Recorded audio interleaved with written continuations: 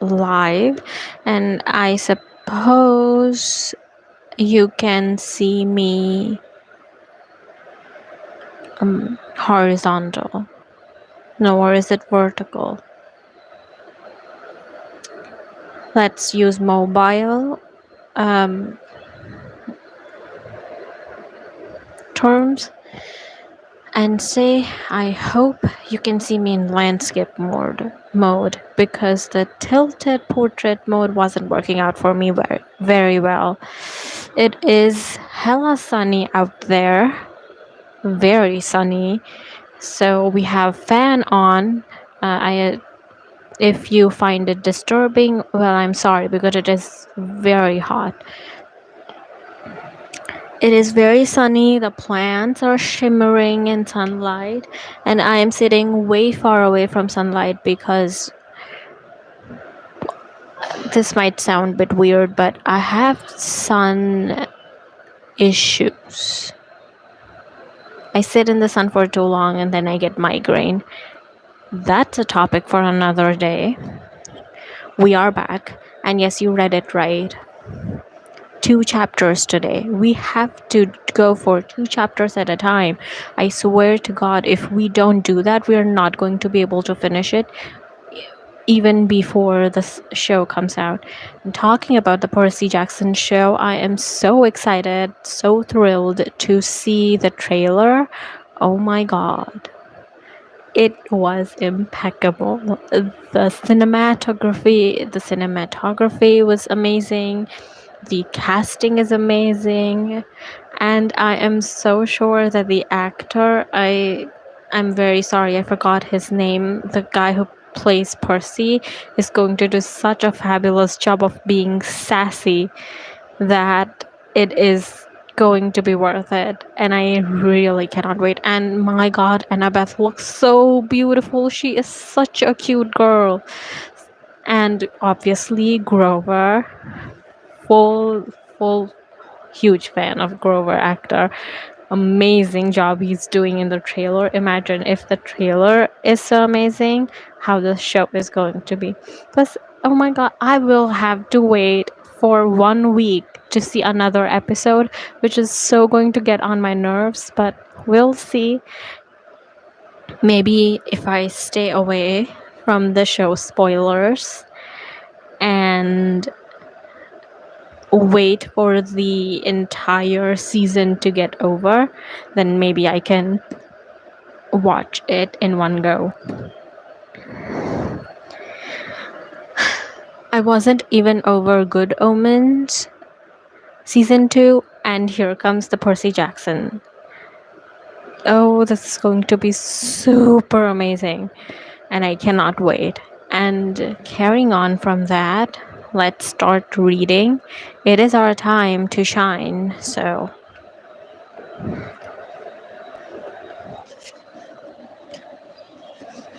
And yes, I am actually using a bookmark because I cannot find anything else.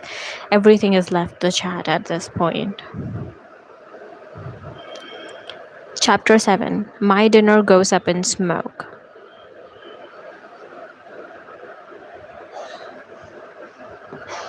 Word of the bathroom incident spread immediately. Wherever I went, campers pointed at me and murmured something about toilet water. Or maybe they were just staring at Annabeth, who was still pretty much dripping wet.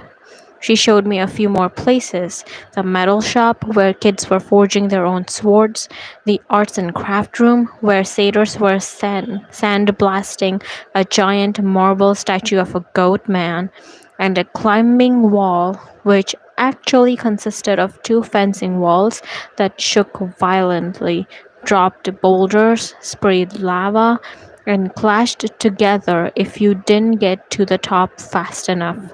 Finally, we returned to the canoeing lake where the trail led back to the cabins. I've got training to do, Annabeth said flatly. Dinner's at 7:30. Just follow your cabin to the mess hall. Annabeth, I'm sorry about the toilets. Whatever. It wasn't my fault. She looked at me skeptically, and I realized it was my fault. I'd made water shoot out of bathroom fixtures. I didn't understand how, but the toilets had responded to me. I had become one with the plumbing. I don't know how that sounds. Imagine being one with your plumbing. Sounds weird.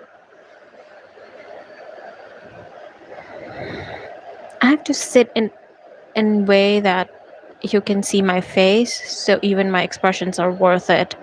You don't have to sit in live just to hear me reading. This is a good time for you and me.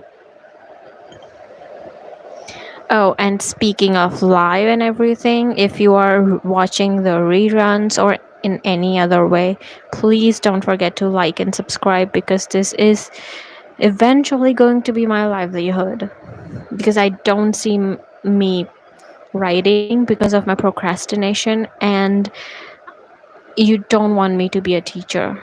Trust me, all I'm going to do is do worse for your kids, and then you will be complaining to others like, oh, she taught my children mythology, and I don't know how I feel about my children thinking, oh, they could be Greek gods. So, no.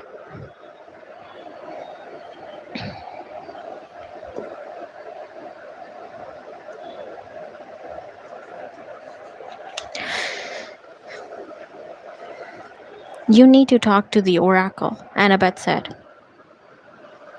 Who? Not who. What? The oracle. I'll ask Chiron. I stared into the lake, wishing somebody would give me a straight answer for once. I wasn't expecting anybody to be looking back at me from the bottom, so my heart skipped a beat when I noticed two teenage girls sitting cross legged at the base of the pier about 5 meters below. They wore blue jeans and shimmering green t shirts, and their brown hair floated loosely around their shoulders as minnows darted in and out. They smiled and waved as if I were a long lost friend. I didn't know what else to do. I waved back. Don't encourage them, Annabeth warned. Naiads are terrible flirts. Naiads, I repeated, feeling completely overwhelmed. That's it. I want to go home now. Annabeth frowned. Don't you get it, Percy? You are home. This is the only safe place on earth for kids like us. You mean mentally disturbed kids? I mean not human. Not totally human, anyway. Half human. Half human and half what? I think you know. I didn't want to admit it, but I was afraid I did. I felt a tingling in my limbs, a sensation sometimes I felt when my mom talked about my dad. God, I said, half God. Annabeth nodded. Your father isn't dead, Percy. He's one of the Olympians. That's crazy. Is it? What's the most common things gods did in old stories? They ran around, falling in love with humans, and having kids with them. Do you think they've changed their habits in the last few millennia? But those are just, I almost said myths again. Then I remembered Chiron's warning that in 2000 years I might be considered a myth. But if all the kids here are half gods, demigods, Annabeth said, that's the official term, or half bloods. Then who's your dad? Her hands tightened around the pier railing. I got the feeling I've trespassed on a sensitive subject. My dad is a professor at West Point. I said, she said, I haven't seen him since I was very small. He teaches American history. He's human. What? You assume it has to be a male god who finds human female attractive? How sexist is that? Sexist is that? Who's your mom then? Cabin 6. Meaning? Annabeth straightened. Athena, goddess of wisdom and battle. Okay, I thought. Why not? And my dad? Undetermined, Annabeth said. Like I told you before, nobody knows. Except my mother. She knew. Maybe not, Percy. Gods don't always reveal their identities. My dad would have. He loved her. Annabeth gave me a cautious look. She didn't want to burst my bubble. Maybe you're right. Maybe he'll send a sign. That's the only way to know for sure. Your father has to send you a sign claiming you as his son. Sometimes it happens. You mean sometimes it doesn't? Annabeth ran her palm along the rail. The gods are busy. They have a lot of kids, and they don't always. Well, sometimes they don't care about us, Percy. They ignore us. I thought about some of the kids I'd seen in the Hermes cabin. Hermes. I think we'll go with Hermes. Hermes' cabin. Teenagers who looked sullen and depressed, as if they were waiting for a call that would never come. I'd known kids like that at Yancey Academy, shuffled off to boarding school by rich parents who didn't have the time to deal with them. But gods should behave better. Talking about gods should behave better, today I tricked my mother into watching The Origin of Greek Mythology. She would never, I'm deeply interested, so if I'm interested in something, I would rant it out loud to someone that I care about. And so what I did was I took this opportunity, turned on the TV, turned on YouTube, and searched Greek mythology explained in Hindi because my mother would not listen if it's in English. She would assume I'm watching something else, something that I like. So I turned on the TV. I made sure that whatever video I'm watching about Greek mythology is in Hindi, and I turned it on. She heard the Hindi. She came and sat down beside me, and she watched the entire thing. And I saw her cringe and comment every single time it was mentioned that one of them is related to the other. It was hilarious.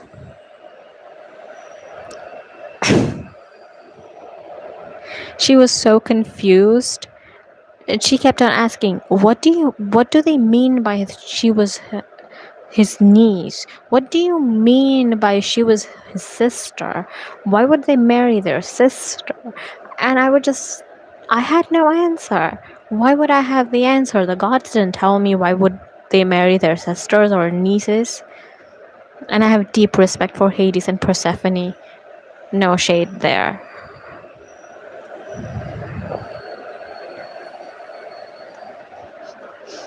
Just putting this out there. This is very important. If you are interested in something, at least I figured this out this way, that if I want to force my parents into listening and watching something that I like, trick them into watching it in their language so that they think that they are interested in it. Sometimes you've got to do what you've got to do.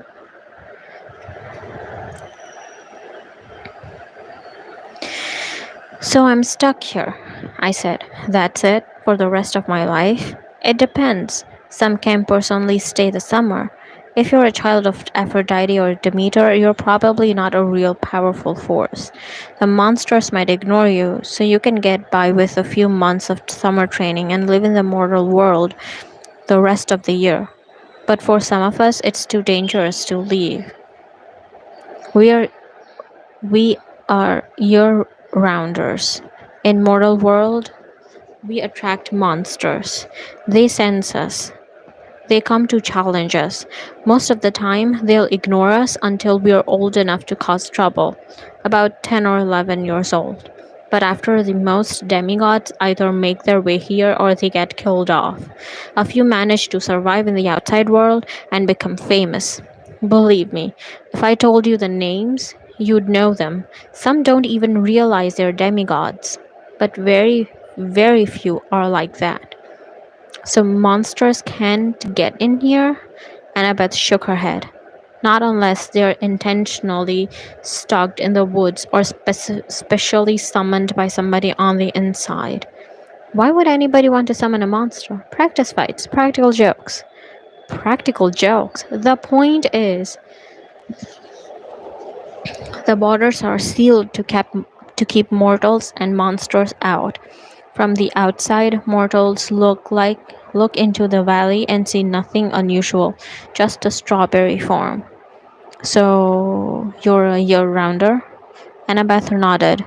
From under the collar of her t-shirt, she pulled a leather necklace with 5 clay beads of different colors.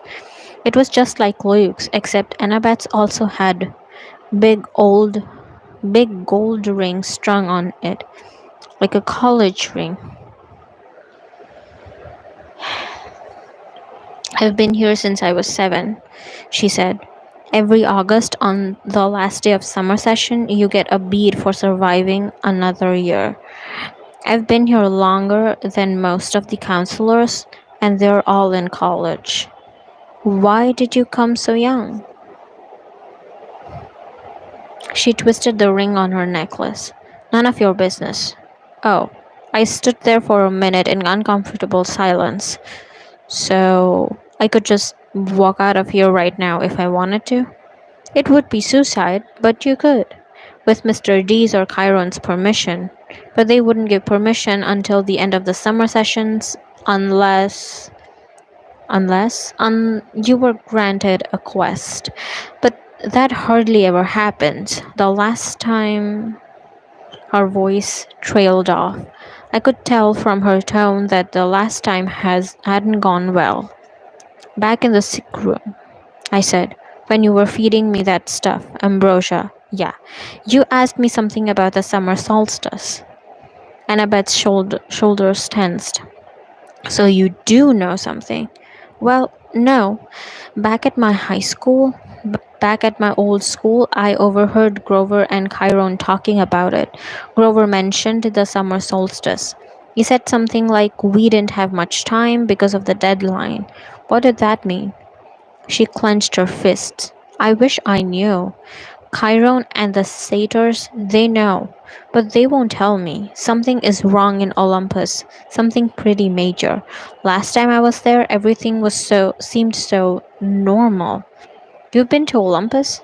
Some of us year-rounders, Luke and Clarice and I and a few others, we took a field trip during winter solstice.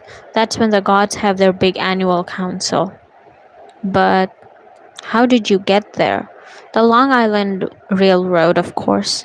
You get off at Penn Station, Empire State Building, special elevator to 600th floor. She looked at me like she was sure I must know this already. You are a New Yorker, right? Oh, sure. As far as I knew, there was there were only 102 floors on Empire State Building, but I decided not to point that out. Right. After we visited, the weather got weird, as if the gods had started fighting. A couple of times since I've overheard satyrs talking. The best I can figure out is that something important was stolen, and if it isn't returned by summer solstice, there's going to be trouble. When you came, I was hoping.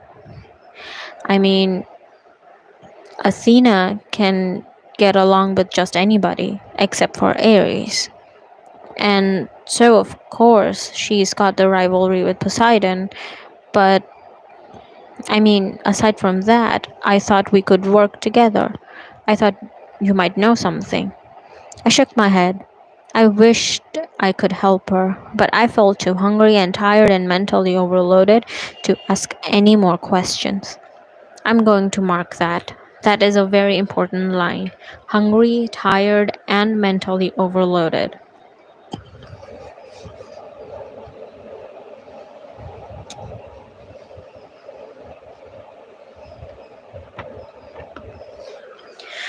I haven't marked a lot. Either I forget or either I don't see anything I want to mark. I'm pretty sure there is, but it just goes that way. I've got to get to a quest, Annabeth. I've got to get a quest, Annabeth muttered to herself. I'm not too young. If they would just let me tell me the problem. I could smell barbecue smoke coming from somewhere nearby. Annabeth must have heard my stomach growl. She told me to go on. She'd catch me later. I left her on the pier, tracing her finger across the rail drawing a battle plan. Back at cabin 11, everybody was talking and horsing around, waiting for dinner. For the first time, I noticed that a lot of the campers had similar features: sharp noses, upturned eyebrows, mischievous smiles.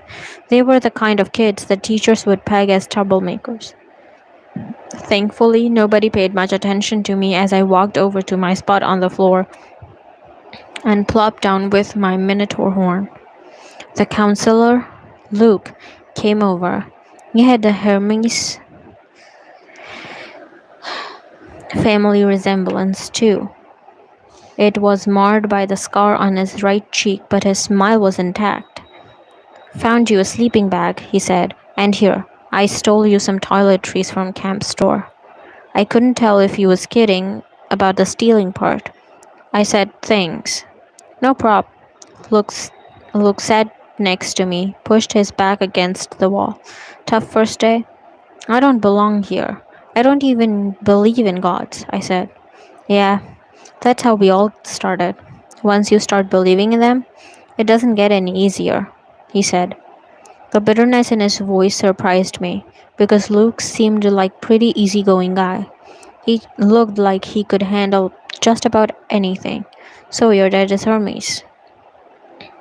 He pulled a switchblade out of his back pocket, and for a second I thought he was going to gut me, but he just scraped the mud off his sole of his sandal. "Yeah, Hermes. The wing-footed messenger guy. That's him. Messengers, medicine, travelers, merchants, thieves, anybody who uses the roads. That's why you're here, enjoying Cabin 11's hospitality. Hermes isn't picky about who he sponsors." Hermes seems like a cool guy, but then again,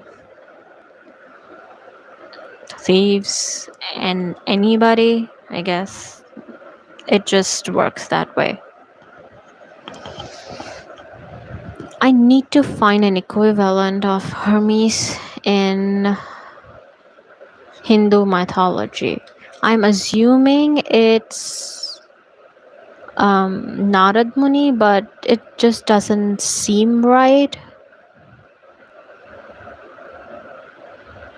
In many ways, it matches Narad Muni and Hermes, but I think I need to look into that bit more. But I'm pretty sure it's Narad Muni. Once we get this book cleared, I would love to talk about Hindu mythology. One of my favorite subjects, mythologies and fairies and supernaturals. I love to talk about them. It is pretty fun.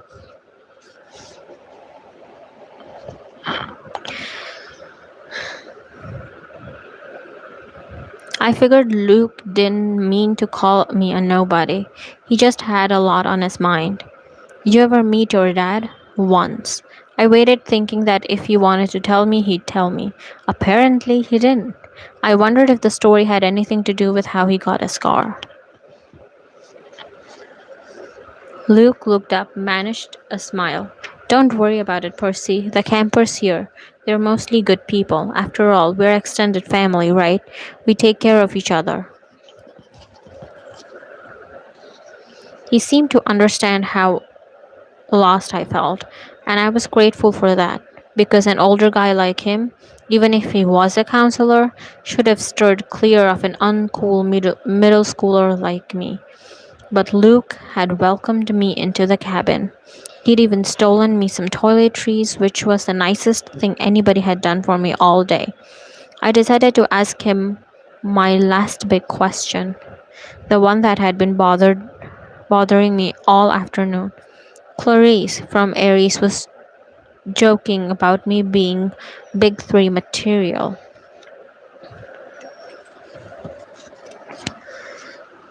Then Annabeth, twice. She said I might be the one. She said I should talk to the oracle. What was that all about?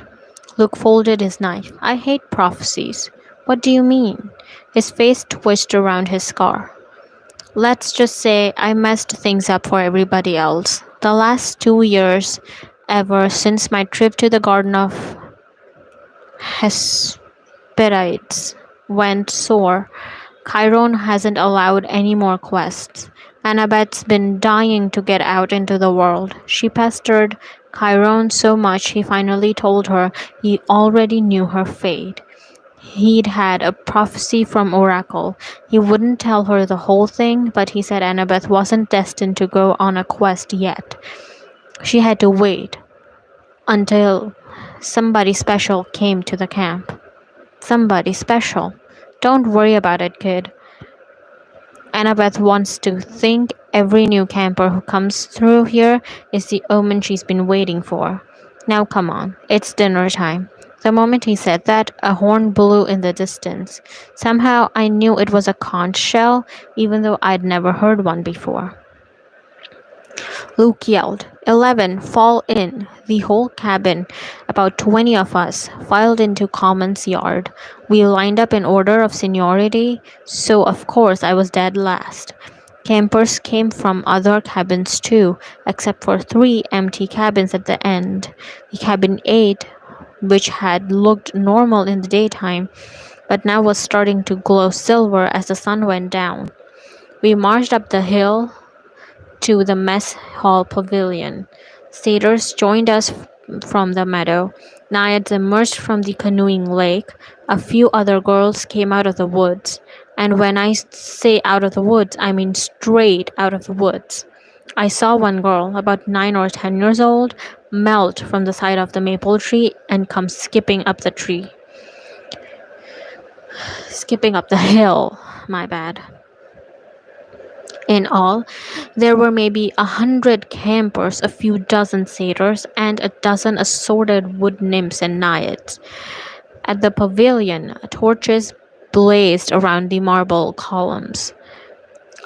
A central fire burned in a bronze brazier the size of a bathtub. Each cabin had its own table covered in white cloth, trimmed in purple. 4 of the tables were empty, but cabin 11's was way overcrowded. I had to squeeze on to the edge of a bench with half my butt hanging off.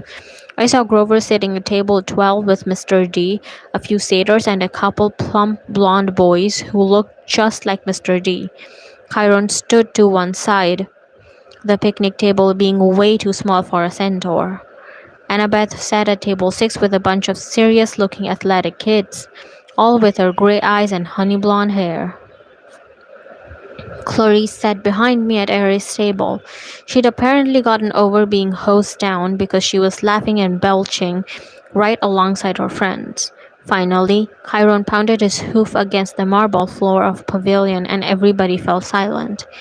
He raised a glass. To the gods! Everybody else raised their glasses. To the gods! Wood nymphs came forward with the platters of food.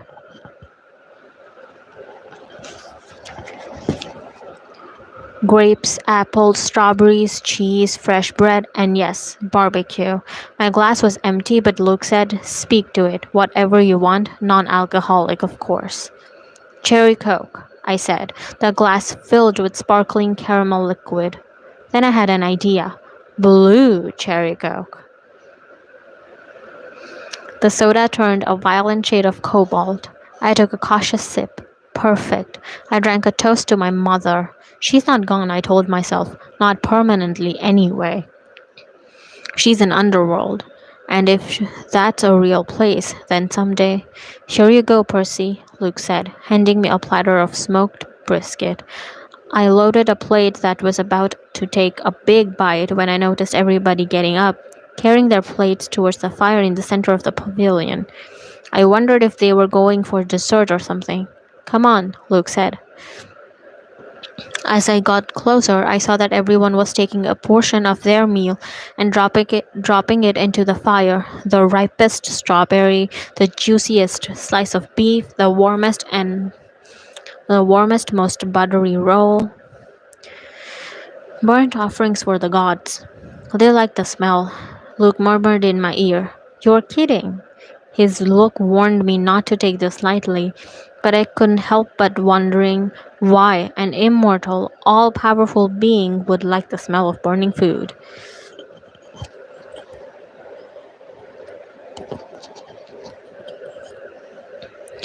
Luke approached the fire, bowed his head, and tossed a cluster of fat red grapes. Hermes, I was next. I wished I knew what God's name to say. Finally, I made a silent plea. Whoever you are, tell me, please. I scraped a big slice of brisket into flames. When I caught a whiff of the smoke, I didn't gag. It smelled nothing like burning food. It smelled of hot chocolate and fresh baked brownies, hamburgers on the grill, and wildflowers, and 100 other good things that shouldn't have gone well together but did. I could almost believe the gods could live off that smoke. When everybody had returned to their seats and finished eating their meals, Chiron pounded his hoof again for our attention. Mr. D got up with a huge sigh. Yes, I suppose I'd better say hello to all you brats. Well, hello. Our activities director Chiron says the next capture the flag is Friday. Cabin 5 presently holds the laurels. A bunch of ugly cheering rose from Ares' table. Personally, Mr. D continued, I couldn't care less. But congratulations. Also, I I should tell you that we have a new camper today, Peter Johnson. Chiron murmured something. Ah, Percy Jackson, Mr. D corrected. That's right, hooray and all that. Now run along to your silly campfire. Go on.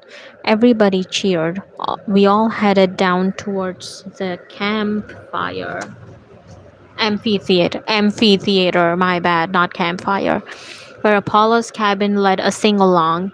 We sang camp songs about gods and ate toasted marshmallows and joked around, and funny thing was, I didn't feel that anyone was staring at me anymore. I felt that I was home. Later in the evening, when the sparks from the campfire were curling into starry sky, the conch horn blew again. We all filed back to our cabins. I didn't realize how exhausted I was until I collapsed on my borrowed sleeping bag. My fingers curled around Minotaur horn. I thought about my mom, but I had good thoughts. Her smile, the bedtime stories she would read me when I was a kid, the way she would tell me not to let the bad bugs bite. When I closed my eyes, I fell asleep instantly. That was my first day at Camp Half-Blood. I wish I'd known how briefly I would get to enjoy my new home. No, we are not ending it here. When I said we are going to do 2 chapters, we are going to do 2 chapters. We deserve it. Also, I deserve it.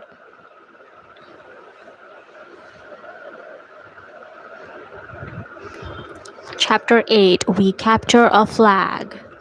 It is time. This has been the most loved game in the history of Percy Jackson series, as far as I know, by reading other people's reviews and whatnots. So I hope that I do justice to this chapter by reading it. I mean, it's not like I'm making things up. I'm literally reading what Rick Riordan wrote, but still. Let's. Chapter 8. We Capture a Flag. The next few days, I settled into a routine that felt almost normal, if you don't count the fact that I was getting lessons from satyrs, nymphs, and a centaur. Each morning, I took ancient Greek from Annabeth, and we talked about gods and goddesses in the present tense, which was kind of weird. I discovered Annabeth was right about my dyslexia. Ancient Greek wasn't that hard for me to read, at least not harder than English. After a couple of mornings, I could stumble through a few lines of Homer without too much headache. If you're reading Homer, you are going to get headache, whether it's in ancient Greek or English. Trust me, I know.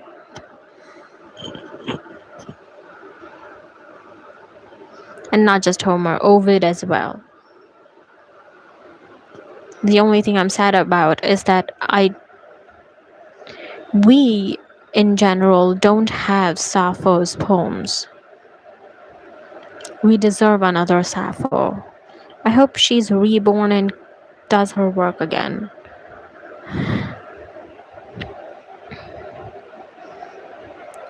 The rest of the day, I'd rotate through outdoor activities, looking for something I was good at. Chiron tried to teach me archery, but we found out pretty quick I wasn't any good with bow and arrow. He didn't complain, even when he had to desnag a stray arrow out of his tail. Oh my god. Foot racing, not good either. The wood nymph instructors left me in the dust. They told me not to worry about it. They'd had centuries of practice running away from lovesick gods. But still, it was a little humiliating to be slower than a tree. And wrestling? Forget it. Every time I got on the mat, Clarice would pulverize me.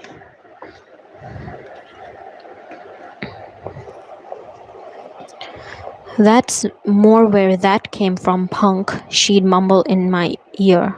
The only thing I really excelled at was canoeing, and that wasn't the kind of heroic skill people expected to see from a kid who had beaten the Minotaur. I knew the senior campers and counselors were watching me, trying to decide who my dad was, but they weren't having an easy time of it. I wasn't as strong as the Ares kids or as good at archery as the Apollo kids. I didn't have Hephaestus' skills with metalwork or, God forbid, Dionysus' way with vine plants.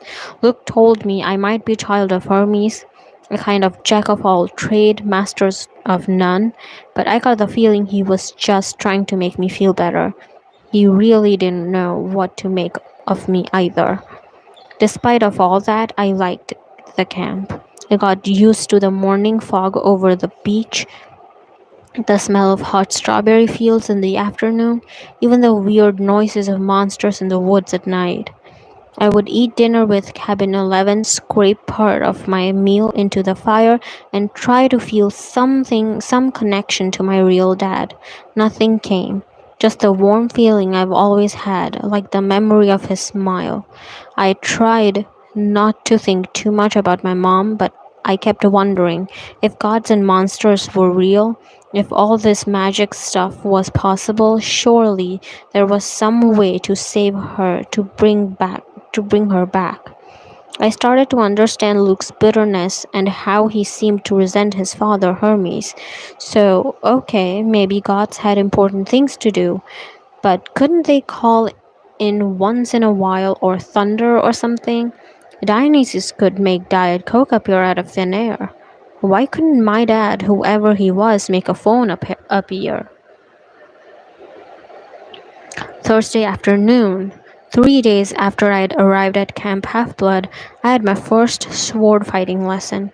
Everybody from Cabin 11 gathered in the big circular arena where Luke would be instructor. We started with basic stabbing and slashing using some straw stuffed dummies in Greek armor. I guess I did okay.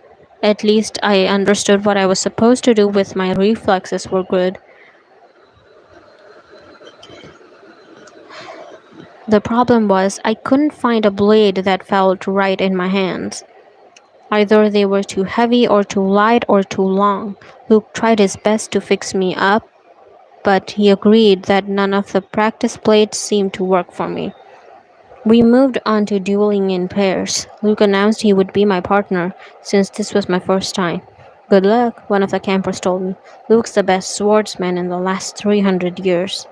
Maybe he'll go easy on me, I said. The camper snorted. Luke showed me thrusts and parries and shield blocks the hard way. Every swipe I got a little more battered and bruised. "Keep your guard up, Percy," he'd say, then whop me in the ribs with the flat of his blade. No, not that far up. Whop, lunge, whop, now back, whop. By the time he called a break, I was soaked in sweat. Everybody swarmed the drinks cooler. Luke poured ice on his head, which looked like was such a good idea. I did the same. Instantly, I felt better. Strength surged back into my arms. The sword didn't feel so awkward. "Okay, everybody, circle up. If Percy doesn't mind, I want to give you a little demo." Great, I thought. Let's all watch Percy get pounded. The Hermes guys gathered around. They were suppressing smiles. I figured they'd been in my shoes before and couldn't wait to see how Luke used me for a punching bag.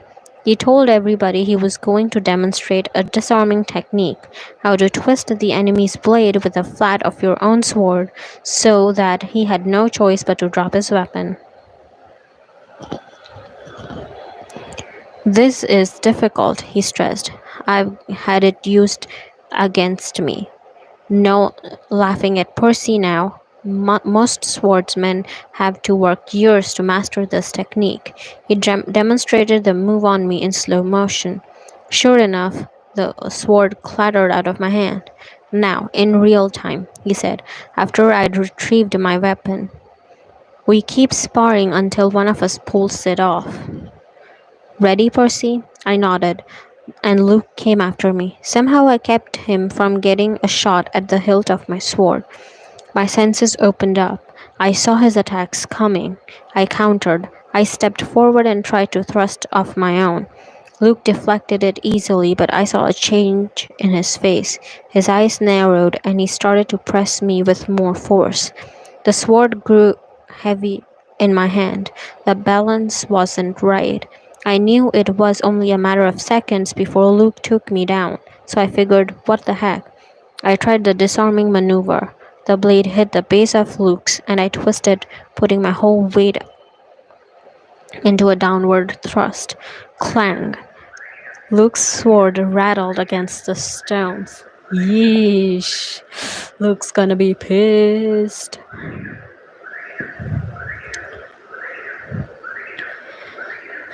Luke's sword rattled against the stones. The tip of my blade was a couple of centimeters from his undefended chest. The other campers were silent. I lowered my sword. Sorry. For a moment, Luke was too stunned to speak. "Sorry?" His scarred face broke into a grin. "By the gods, Percy, why are you sorry? Show me that again." I didn't want to. The short burst of manic energy had completely abandoned me, but Luke insisted. This time there was no contest. The moment our swords connected, Luke hit my hilt and sent my weapon skidding across the floor. After a long pause, somebody in the audience said, "Beginner's luck?" Luke wiped the sweat off his brow. He appraised me with an entirely new interest. "Maybe," he said, "but I wonder what Percy could do with a balanced sword."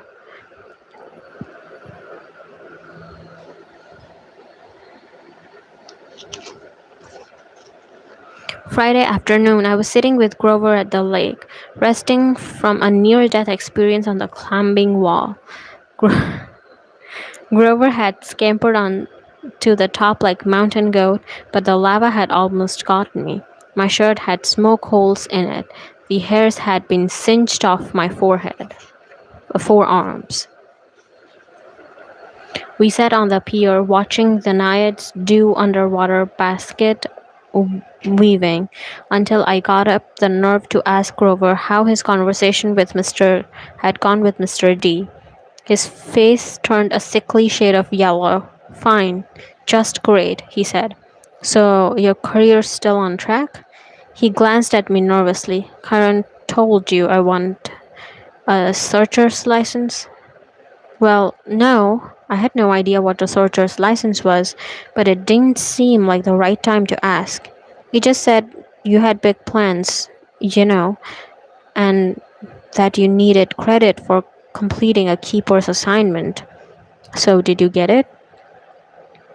Grover looked down at the Naiads. Mr. D suspended judgment. He said I hadn't failed or succeeded with you yet, so our were still tied together. If you got a quest and I went along to protect you and we both came back alive, then maybe he'd consider the job complete. My spirits lifted. Well, that's not so bad, right? Blah.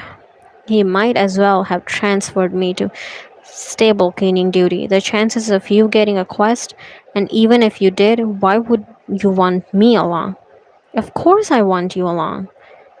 Grover stared glumly into the water. Basket weaving. Must be nice to have a useful skill. I tried to reassure him that he had lots of talents, but that just made him look more miserable. We talked about canoeing and swordplay for a while, then debated the pros and cons of the different gods. Finally, I asked him about the four empty cabins. Number 8, the silver one, belongs to Artemis. She vowed to be a maiden forever, so of course, no kids. The cabin is, honorary. If she didn't have one, she'd be mad. Yeah, okay, but the other three? The ones at the end? Are those the big three? Grover tensed. We were getting closely to a touchy subject. No, one of them. Number 2 is Hera's. That's another honorary thing. She's the goddess of marriage, so of course she wouldn't go around having affairs with mortals. That's her husband's job. When we say the big three, we mean the three powerful brothers, sons of Kronos. Zeus, Poseidon, Hades. Right. You know, after the great battle with the Titans, they took over the world from their dad and drew lots of lots to decide who got what. Zeus got the sky, I remembered. Poseidon the sea, Hades the underworld. Uh-huh. But Hades doesn't have a cabin here? No, he doesn't have a throne on Olympus either. He sort of does his own thing down in the underworld. If he did have a cabin here, well, it wouldn't be pleasant. Let's leave it at that. But Zeus and Poseidon, they both had like a bazillion kids in the midst. Why are their cabins empty? Grover shifted his hooves uncomfortably. About 60 years ago, after World War II, the Big Three agreed they wouldn't sire any more heroes. Their children were just too powerful. They were affecting the course of human events too much, causing too much carnage. World War II, that was basically fight between the sons of Zeus and Poseidon on one side and the sons of Hades on the other. The winning side, Zeus and Poseidon, made Hades swear an oath with them, no more affairs with mortal women. They all swore on the river Styx. Thunder boomed. I said, "That's the most serious oath you can make." Grover nodded. And the brothers kept their word. No kids? Grover's face darkened. 17 years ago, Zeus fell off the wagon. There was this TV starlet with big fluffy 80s hairdo. He just couldn't help himself. When their child was born, a girl named Talia, well, the river Styx was serious about promises. Zeus himself got off easy because he's immortal, but he brought a terrible fate on his daughter. But that isn't fair. It wasn't the little girl's fault. Grover hesitated. Percy, children of the big three have powers greater than the half-bloods. They have a strong aura, a scent that attracts monsters. When Hades found out about the girl, he wasn't too happy about Zeus breaking his oath. Hades let the worst monsters out of the Tartarus to torment Talia. A satyr was assigned to be her keeper when she was 12, but there was nothing he could do. He tried to escort her here with a couple of other half-bloods she'd befriended. They almost made it. They got all the way to the top of the hill. He pointed across the valley to the pine tree where I'd fought the Minotaur. All three kindly ones were after them, along with a horde of hellhounds. They were about to be overturned when Talia told her satyr to take the other half-bloods to safety while she held off the monsters. She was wounded and tired, and she didn't want to live like a hunted animal. The satyr didn't want to leave her. He couldn't change her mind. He had to protect the others. So Talia made her final stand alone at the top of that hill. As she died, Zeus took pity on her. He turned her into the pine tree. Her spirit still helps protect the borders of the valley. That's why the hill is called Half-Blood Hill. I stared at the pine in the distance. The story made me feel hollow and guilty too. A girl my age had sacrificed herself to save her friends. She had faced a whole army of monsters. Next to that, my victory over Minotaur didn't seem like much. I wondered, if I had acted differently, could I have saved my mother? Grover, have heroes really gone on quests to the underworld? I asked. Sometimes, he said. Orpheus, Hercules, Houdini. And have they ever returned somebody from the dead? No, never. Orpheus came close. Percy, you're not seriously thinking. No, I lied. I was just wondering. So, a satyr is always assigned to guard a demigod? Grover studied me warily. I hadn't pursued him with that. I'd really dropped the underworld idea. Not always. We go undercover to a lot of schools. We try to sniff out the half-bloods who have the makings of great heroes. If we find one with a very strong aura, like a child of Big Three, we alert Chiron. He tries to keep an eye on them, since they could cause really huge problems. And you found me. Chiron said you thought I might be something special. Grover looked as if I'd just led him into a trap. I didn't. Oh, listen. Don't think like that. You were, You'd never ever be allowed a quest, and I'd never get my license. Or probably a child of Hermes, or maybe even one of the minor gods like Nemesis, the god of revenge. Don't worry, okay? I got the idea he was reassuring himself more than me.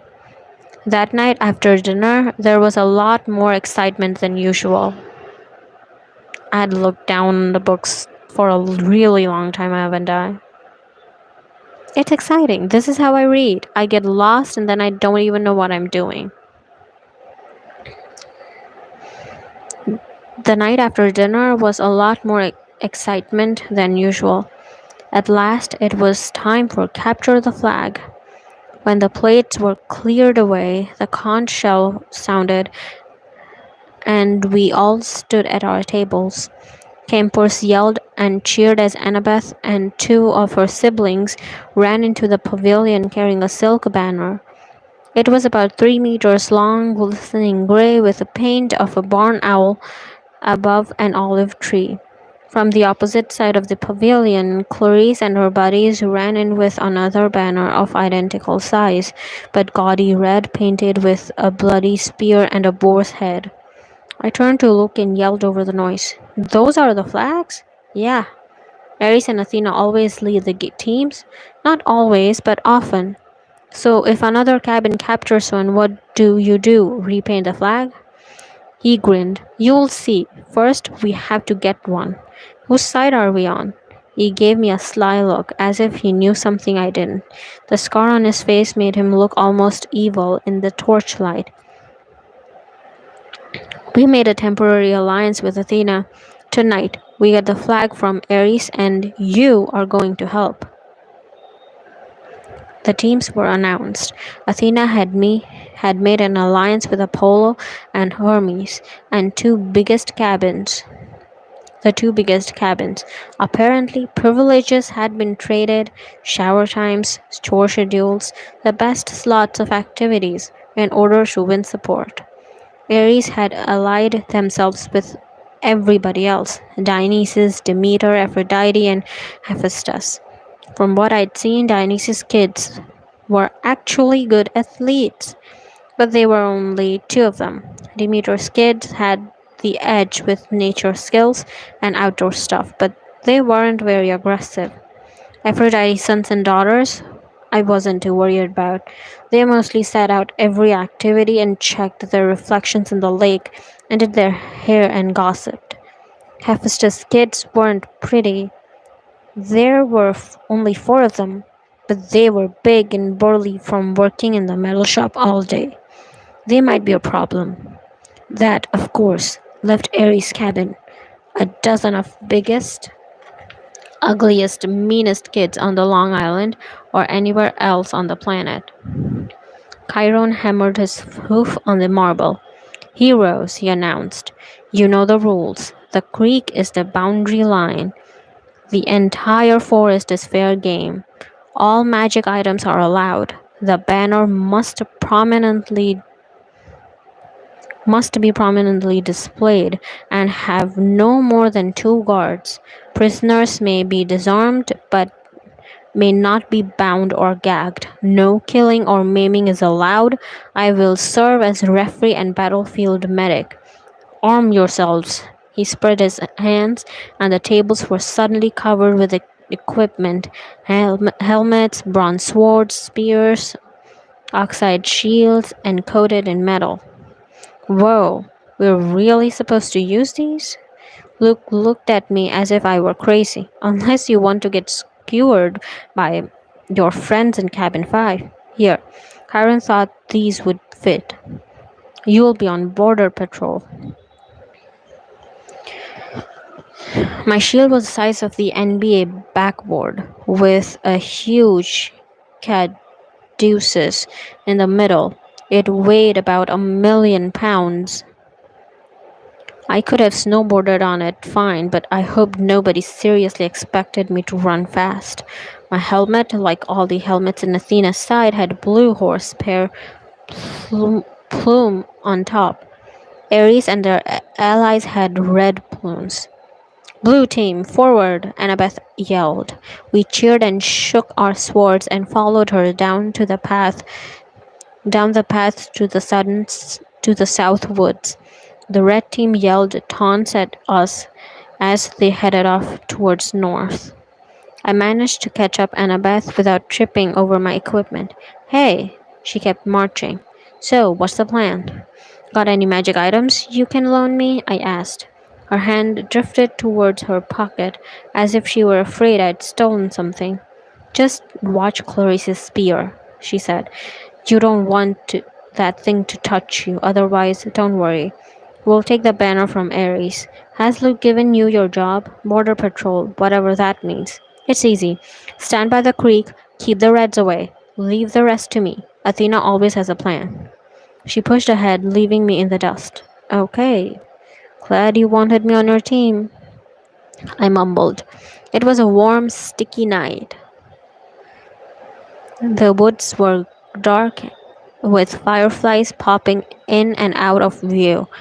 Annabeth stationed me next to a little creek and gurgled over some rocks. Then she and the rest of the team scattered into the trees. Standing there alone with my big blue feathered helmet and my huge shield, I felt like an idiot. The bronze sword, like all the swords I tried so far, seemed balanced wrong. The leather grip pulled on my hand like a bowling ball. There was no way anybody would actually attack me, would they? I mean, Olympus had to have liability issues, right? Far away, the conch horn blew.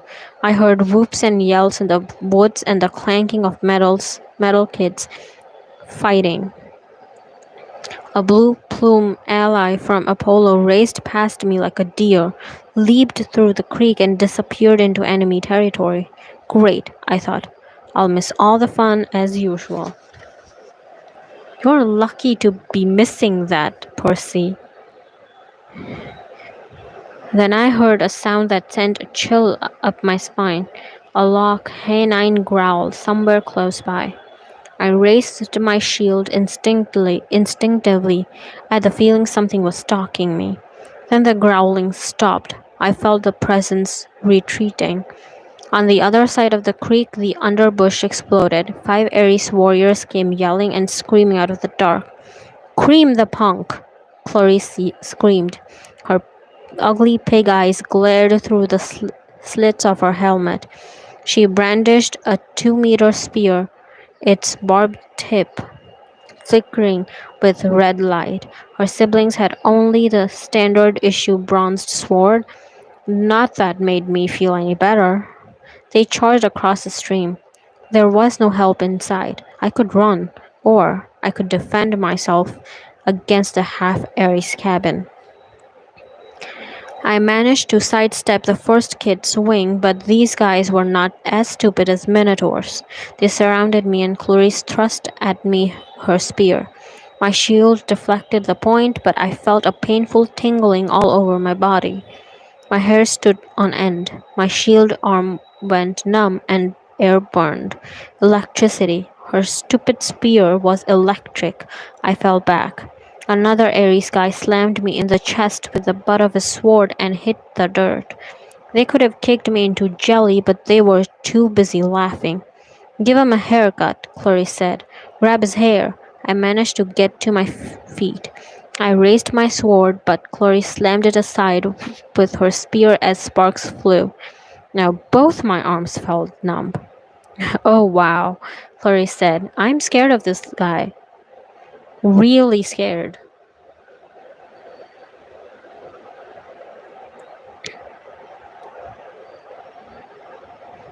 The flag is that way, I told her. I wanted to sound angry, but I was afraid it didn't come out that way. Yeah, one of her siblings said. But see, we don't care about the flag. We care about a guy who made our cabin look stupid. You'd do that without my help, I told them. It probably wasn't the smartest thing to say. Two of them came at me. I backed up towards the creek. I tried to raise my shield, but Clarice was too fast. Her spear stuck me straight in the ribs. If I hadn't been wearing an armor breastplate, I would have been shish kebabbed. As it was, the electric point just about shocked my teeth out of my mouth. One of her cabin mates slashed his sword across my arm, leaving a good size cut. Seeing my own blood made me dizzy, warm, and cold at the same time. No maiming, I managed to say. Oops. Guess I lost my dessert privilege. He pushed me into the creek and I landed with a splash. They all laughed. I figured as soon as they were through being amused, I would die. But then something happened. The water seemed to wake up my senses, as if I'd just had a bag of my mom's double espresso jelly beans. Clarice had her cabin mates came into the creek to get me, but I stood to meet them. I knew what to do. I swung the flat of my sword against the first guy's head and knocked his helmet clean off. I hit him so hard I could see his eyes vibrating as he crumpled into the water. Ugly number 2 and ugly number 3 came at me, slammed one in the face with my shield and used my sword to shear off the other guy's horsehair plume. Both of them backed up quickly. Ugly number 4 didn't look really anxious to attack, but Clarice kept coming, the point of her sword crackling with energy. As soon as she thrust, I caught the shaft between the edge of my shield and my sword, and I snapped it like a twig. Ah! She screamed. You idiot! You corpse breath worm! She probably would have said worse, but I smacked her between the eyes with my sword butt and sent her stumbling backwards out of the creek. Then I heard yelling, elated screams, and I saw Luke racing towards boundary line with the red team's banner lifted high. He was flanked by a couple of Hermes guys, covering his retreat with a few Apollo behind him, fighting off the Hephaestus kids. The Ares folks got up, and Clarice muttered a dazed curse. A trick! It was a trick! They staggered after Luke, but it was too late. Everybody converged on the creek as Luke ran into friendly territory. Our side exploded into cheers. The red banner shimmered and turned to silver. The bow and spear were replaced with huge caduceus and symbol of cabin 11. Everybody on the blue team screamed with Luke and started carrying him around on their shoulders. Chiron cantered out from the woods and blew the conch horn. The game was over. We'd won. I was about to join the celebrations when Annabeth's voice right next to me in the creek said, "Not bad, hero." I looked, but she wasn't there.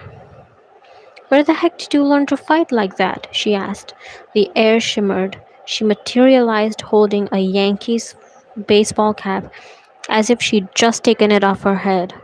I felt myself getting angry. I wasn't even fazed by the fact that she'd just been invisible. "You set me up. You put me there because you knew Clarice would come after me, while you sent Luke around the flank. You had it all figured out." Annabeth shrugged.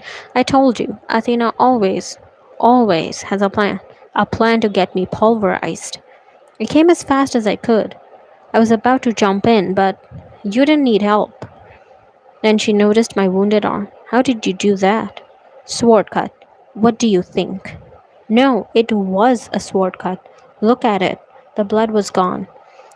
Where the huge cut had been, there was a long white scratch, and even that was fading. As I watched, it turned into a small scar and disappeared. I I don't get it. Annabeth was thinking hard, but I could almost see the gears turning. She looked down at my feet and then at Clarice's broken spear. She said, "Step out of the water, Percy." "What? Just do it." I came out of the creek and immediately felt bone tired. My arms started to go numb again. My adrenaline rush left me. I almost fell over, but Annabeth steadied me. "Oh, sticks. This is not good." I didn't want. I assumed it would be Zeus. Before I could ask what she meant, I heard the canine growl again, but much closer than before. A howl ripped through the forest. The campers' cheering died instantly. Chiron shouted something in ancient Greek, which I would realize only later I had understood perfectly. "Stand ready, my bow." Annabeth drew her sword. There, on the rocks, just above us, as was a black hound, the size of a rhino with lava red eyes and fangs like daggers. It was looking straight at me. Nobody moved except Annabeth, who yelled, "Percy, run!" She tried to step in front of me, but the hound was too fast. It leaped over her, an enormous shadow with teeth, and just as it hit me, I stumbled backwards and felt its razor-sharp claws ripping through my armor. There was a cascade of thwacking sounds, like 40 pieces of paper being ripped, one after the other. From the hound's neck sprouted a cluster of arrows. The monster fell dead at my feet. By some miracle, I was still alive. I didn't want to look underneath the ruins of my shredded armor. My chest felt warm and wet, and I knew I was badly cut. Another second, the monster would have turned me into 50 kilograms of delicatessen meat.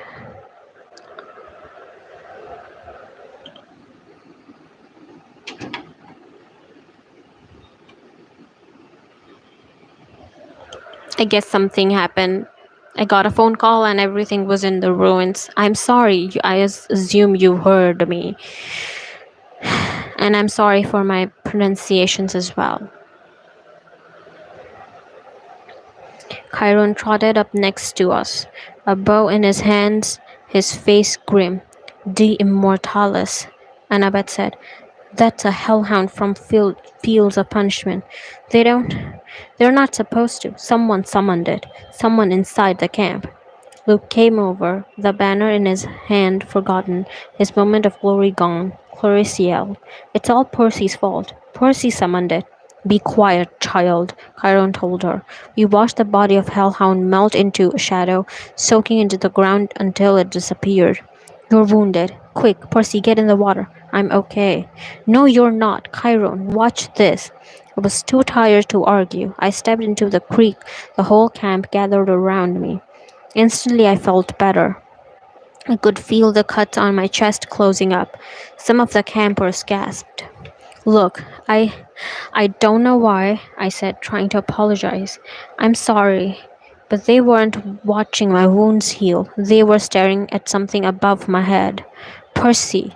Um, by the time I looked up, the sign was already fading, but I could still make out the hologram of green light spinning and gleaming, three tipped spear, a trident. Your father. This is really not good. It is determined. All around, campers started kneeling, even the Aries cabin, though they didn't look happy about it. My father? Poseidon. Earthshaker, Stormbringer, father of horses. Hail, Perseus Jackson, son of the sea god, said Chiron. And there we have it. Percy's fate sealed. Oh my god. Seriously, imagine being child of someone so powerful. Like, not in the real world sense, but in a fictional sense. Imagine being a child of someone such powerful god. It would be crazy scary. And you would always be blamed for something or the other, whether you like it or not. So, anyway, that was a great 1 hour and 15-minute session. I loved it. And I hope you did too. I will see you all tomorrow. And please do not forget to like and subscribe and probably share, because this is like my time to shine and you don't get to steal that from me. Anyway, thank you so much. I will see you guys tomorrow. Bye.